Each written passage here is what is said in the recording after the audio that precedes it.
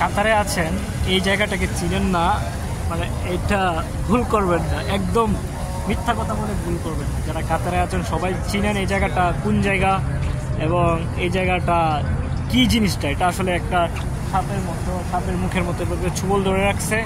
এটা হচ্ছে কর্নিসের পার। আমরা যারা কাতারে আছি বা অনেক দিন যাবৎ কাতারে আছেন তারা সকলেই জানেন এই জায়গাটা এবং চিনেন। এটা আজ থেকে না, এটা অনেক দিন থেকে। আমি 7 বছর ধরে কাতারে আছি, আমি 7 বছর ধরে এই জায়গাটাকে দেখতেছি।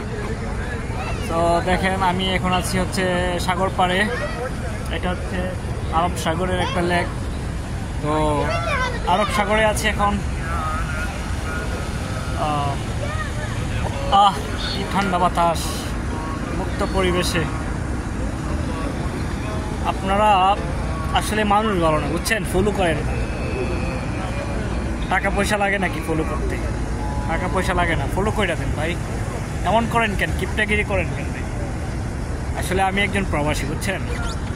প্রবাসীদের ভিডিও দেখবেন, প্রবাসীরা পরিশ্রম করে। আসলে আমি ভিডিও বানাই বিনোদনের জন্য। যদি আপনার ভিডিও না দেখেন তাহলে কি করে আপনাদেরকে বিনোদন দিব বলে?